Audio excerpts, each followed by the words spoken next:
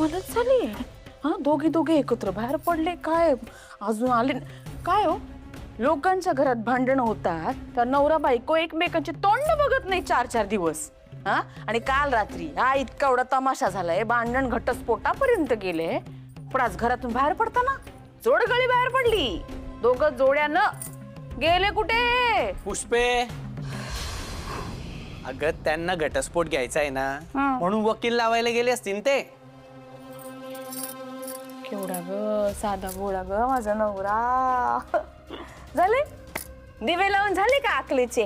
हा, वल्लरी स्वतः वकील आहे ना, मग स्वतःच्या घटस्फोटासाठी दुसरा कशाला वकील करेल ती? अरे हो, नाही म्हणजे हे माझ्या डोक्यातच नाही आलं. कसं येईल डोक्यात? डोकंच नाही ना आपल्याला, है ना? असं बाई ऐका ना, तुम्ही गप्प काय? तुम्हाला काय वाटतं कुठे गेली असेल ही जोडी? कसं आहे ना पुष्पा, आजपर्यंत एकमेकांच्या विचाराने राहत आले दोघं नवरा बायको. मी किती बी प्रयत्न केले तरी त्यांच्यात फूट पाडू शकले नाही. पण आज त्या दोघांमध्ये घटस्फोटासारखा विषय आलाय. ही फार मोठी गोष्ट आहे. आता ही लढाई त्यांची असली तरी जिंकणार मात्र आपणच आहे. त्यामुळे त्यांना कुठे बी जाऊ दे, कोणाला बी भेटू दे, आपल्याला काय फरक पडणार आहे? त्यांच्यात घटस्फोट होणार म्हणजे होणार. त्याच्यामुळे पुष्पा, तू काही जास्त विचार करू नको. जा स्वयंपाकघरात जा आणि स्वयंपाकाचं बघ. हा, वल्लरी आणि मनोज भाऊजी कुठे गेलेत हे विचारलं मी, तर मुद्द्याचं सोडून बाकी सगळं बोलते म्हातारी. तोंडी लग्नात काय अर्थ नाही. काय काय बोलली? काय तोंडी लावायला चटणी बी बनवते, है ना? हा, चटणी. मी बी आहे ठीसन येतो.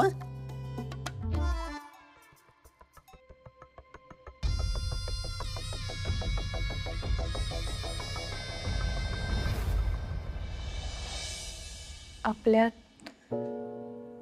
डिवोर्स सारखा विषय येणं खरंच दुर्दैव आहे. आणि त्याहून जास्त दुर्दैव म्हणजे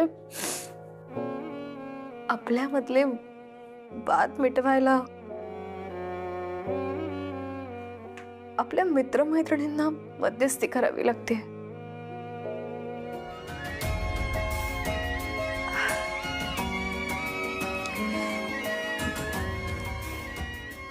एक गोष्ट सांगू का तुम्हाला? डिवोर्स घेऊनही आपल्यातले प्रश्न मिटणार नाहीये, नाही सुटणार आहेत ते. प्लीज माझं ऐका, माफीचे साक्षीदार व्हा. याने 2 चांगल्या गोष्टी होतील.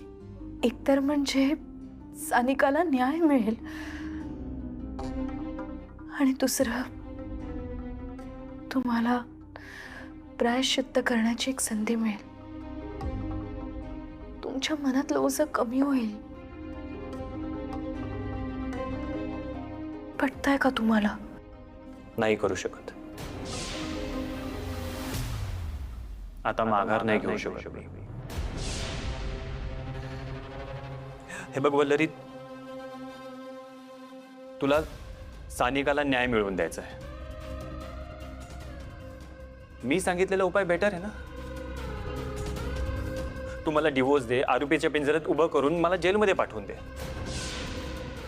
तसंही डिवोर्स दिल्यावर ह्या सगळ्या गोष्टी करणं तुला खूप सोपं जाईल.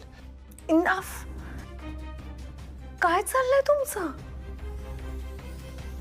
इतकं सोपं वाटतंय का तुम्हाला? मी इथे आपण या संकटातून बाहेर कसं निघणार, नव्याने सुरुवात कशी करणार याचा विचार करते, आणि तुम्ही का सारखं डिवोर्स करताय? काय चाललंय? इतकंच आहे का तुमच्यासाठी? कारण मी प्रॅक्टिकल विचार करतो. हे बघ, आपण आयुष्यात खूप काही ठरवतो, पण प्रत्येक गोष्ट आपल्या मनासारखी होत नाही ना. म्हणून मला आता असं वाटतंय की आपण वेगळं व्हायला हवं. राहू शकाल माझ्याशिवाय? कारण मी नाही राहू शकणार आहे तुमच्याशिवाय.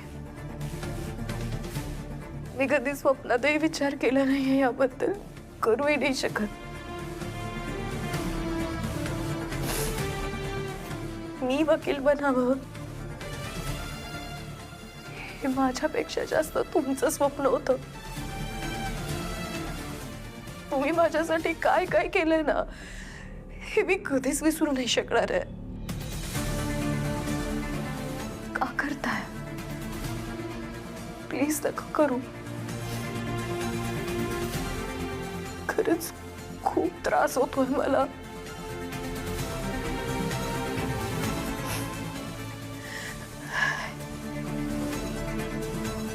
एका आरोपीला फाशीची शिक्षा किंवा जन्मठेप सुनावल्यानंतर जेवढा त्रास होतो ना, तेवढा त्रास आता मला होतोय. प्लीज प्लीज नका करू. मला नाही सहन होते सगळं. आता खूप त्रास होतो.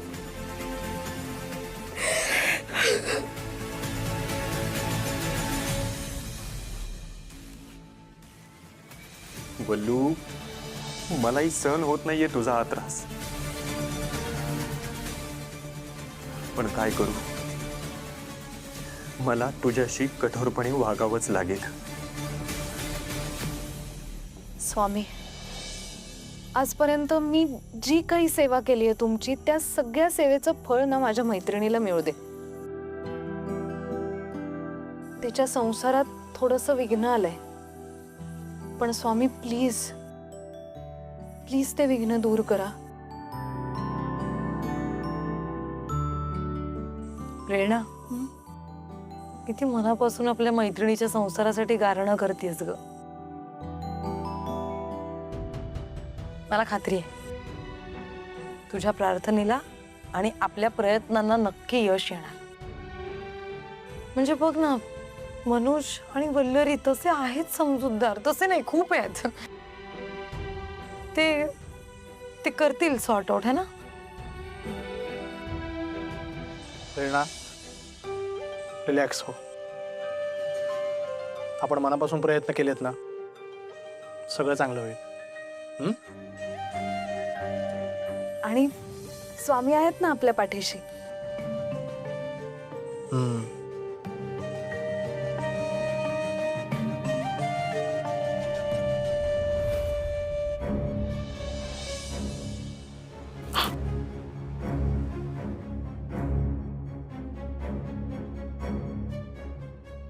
पुष्पा, स्वयंपाक करता करता कोणाला फोन लावी राहिली तू?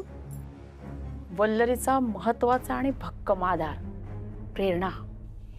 वल्लरी कुठे आहे ना, ती बरोबर सांगू शकेल. तिलाच कॉल करते. वा पुष्पे वा. मी आलोच. हा,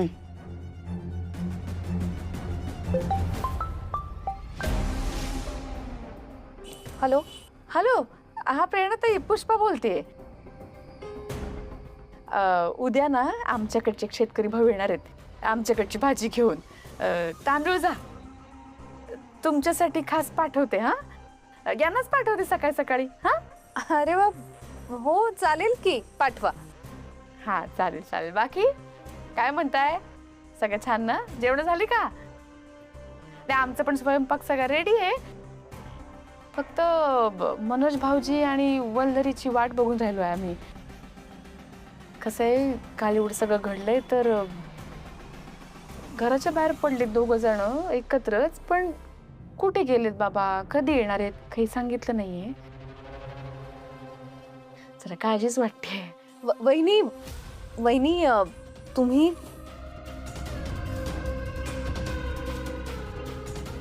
तुम्ही काळजी करू नका. मनोज भाऊजी आणि वल्लरी आमच्याच बरोबर आहेत इथे. हा का? हो. अहो, त्याचं काय झालं ना की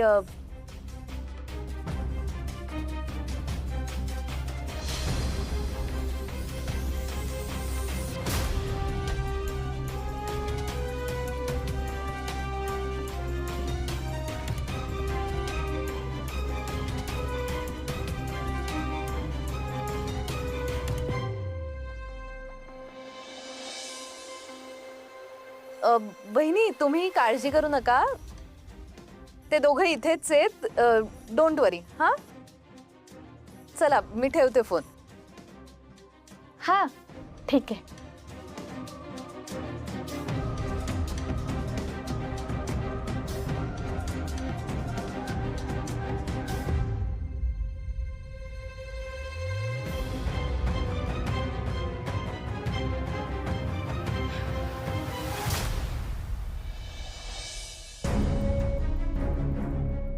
हे बघ वल्लरी, ही इमोशनल होण्याची वेळ नाहीये. तुला काय वाटतं, मी पहिल्यांदा असं डुप्लिकेट सर्टिफिकेट एखाद्या कंपनीला दिलंय? मी याआधीही बऱ्याच कंपनीजमध्ये आउटडेटेड मशिनरी असताना अपडेटेड मशिनरीज आहेत असा रिपोर्ट दिलाय. त्याचे पैसे घेतलेत मी. महागडी गाडी, ऐशोआरामाचं आयुष्य हे सहज नाही मिळालंय.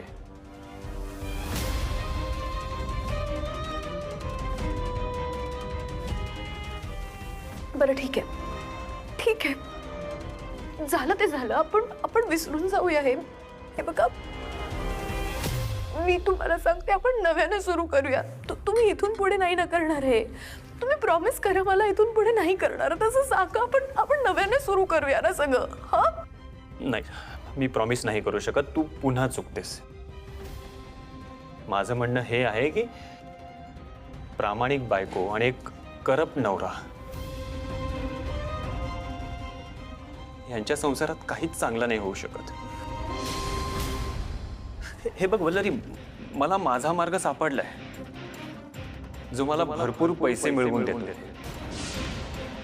जो मार्ग मला सोडायचा नाहीये आणि ते तुला चालणार नाही. सो आता मी आणि तू वेगळं होणं हा एकच मार्ग आपल्याकडे उरतो. हे बघा प्लीज प्लीज, आपण असं नको करायला. नकोय आपल्याला हा पैसा, नकोय हे ऐशोआरामाची जिंदगी मला नकोय. मला खरंच काहीच नकोय. आपण ना 2 पैसे जास्त कमवण्यासाठी खूप कष्ट करूयात, पण हे असं नको करायला. आपण नव्याने सुरुवात करूया ना. हे बघा, तुम्ही माफीचे साक्षीदार व्हा. मी तुम्हाला गॅरंटी देते की तुम्हाला कमीत कमी शिक्षा होईल. हा, आपल्याला नकोय हा पैसा, आपल्याला हे खोटं जग नको, आपल्याला ही स्वप्न सुद्धा नको, काहीच नको. प्लीज असं ऐका, आपण गावाला परत जाऊयात. नव्याने सगळं सुरुवात करूयात. नकोय मला यापैकी काही जिथे माझा माणूस माझ्या जवळ नसेल. तुम्ही माझ्यापासून लांब जाताय या विचारानेच माझा जीव रोज ते तुटतोय. हो, मला नाही सहन होत हे सगळं. असं वाटतंय तुमच्यापासून लांब जाण्यापेक्षा देवाने मला मरण द्यावं. वल्लू,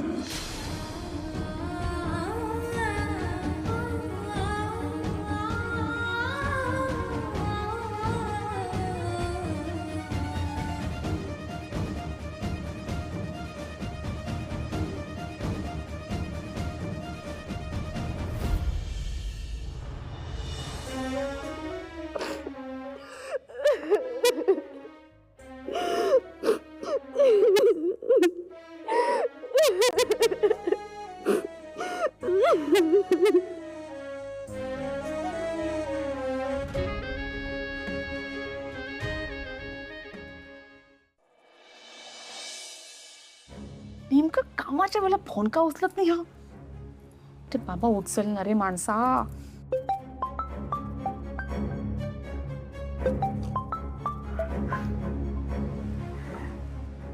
पुष्पा, ओ माझी राणी सरकार, कसं चाललंय सगळं? काय म्हणता बाकी? तर काय बोलणार, ते सगळा व्यवस्थित मांडलेला डाव मोडकळी झाला इथं. ए पुष्पा, अगं काय झालं नीट सांग तरी ना. ती प्रेरणा आणि ती तेजा, त्या वल्लरी आणि मनोज भाऊंचा संसार तो आता मोडकळीला आलाय ना, तो नीट करायचा विडा उचललाय त्यांनी. आज त्या प्रेरणाच्या हॉटेलमध्ये ते काय कॅन्डल लाईट डिनर का काय म्हणतात ना, त्यासाठी बोलवले दोघांना. ऐका माझं, त्या दोघांचं जर का सूत जुळलं ना तर आपलं सगळं प्लॅन खराब होईल. ए पुष्पा, अगं तू कशाला काळजी करते? या अण्णा केदारचा वार कधी बी खाली जाणार नाही. हा, तू काळजी करू नको. जाऊ दे ना, त्यांना जिथं जायचंय तिथं. मया, काय बाई? का रे त्या बायकोचा काय गुण आहे ना, मला समजी नाही राहिलं. मया, मी तिला आता स्वयंपाक करायला सांगितलं तर केव्हाची कोणाला फोनलाही राहिली. अगं आई, आधी तिने प्रेरणाताईंना कॉल करलता आणि आता बोलत असेल कुठल्या तरी मैत्रिणीशी. या एका सुनेच्या मैत्रिणी का कमी होत्या? आता हिच्या बी मैत्रिणी उगवल्या. काय खरं नाही भो.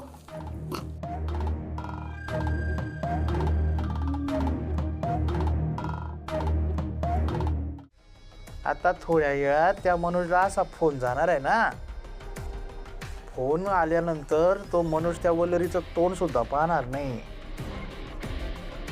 हा,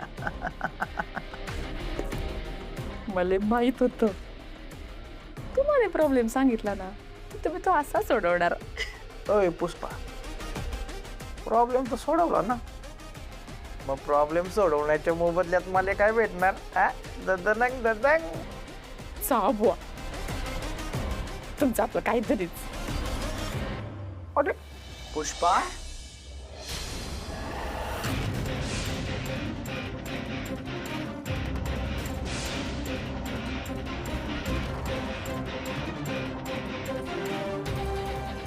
काय आहे?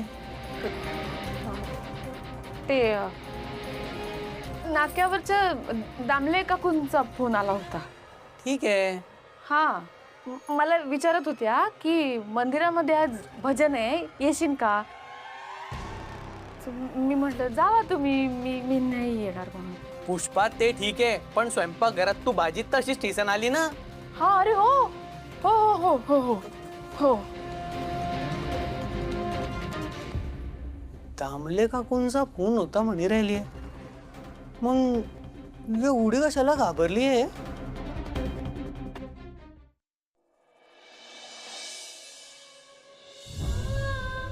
बोल.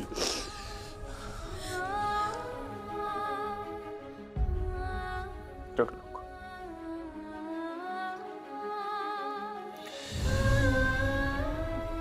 माझं चुकलं. मला कळतंय या सगळ्या गोष्टींचा तुला किती त्रास होतोय ते. मला माफ कर. हे बघ,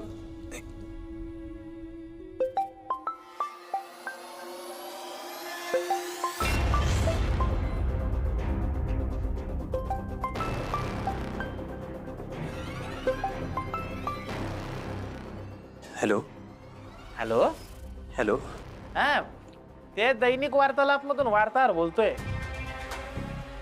काय हो साहेब, आम्हाला असं कळलं का तुमच्या बायकोने त्यांच्या 25व्या खटल्यासाठी कोर्टामध्ये पिटिशन सादर केली आहे आणि त्यांनी जी आरोपींची लिस्ट सादर केली आहे त्याच्यामध्ये तुमचं पण नाव आहे. खरंय का हे? अरे वा. नाही म्हणजे बायको वकील आणि नवरा गुन्हेगार, चांगला मत आहे ना? हा?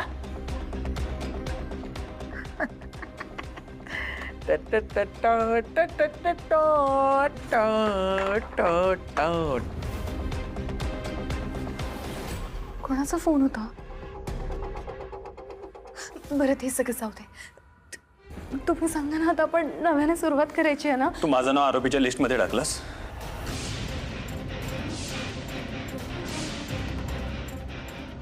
एवढं सगळं असताना तू आता जे प्रेम व्यक्त केलंस याला काय अर्थ उरतो? त्यापेक्षा आपण डिवोर्स घेऊया आणि वेगळं होऊया. मला नाही वाटत आपल्या नात्यात यापुढे आता काही होऊ शकतं. एक मिनिट प्लीज, जरा थांबा, माझं ऐकून घ्या. मला नाही ऐकायचंय. आता मी तुझं तेव्हाच ऐकेन जेव्हा तू डिवोर्स पेपर्सवर सही करशील.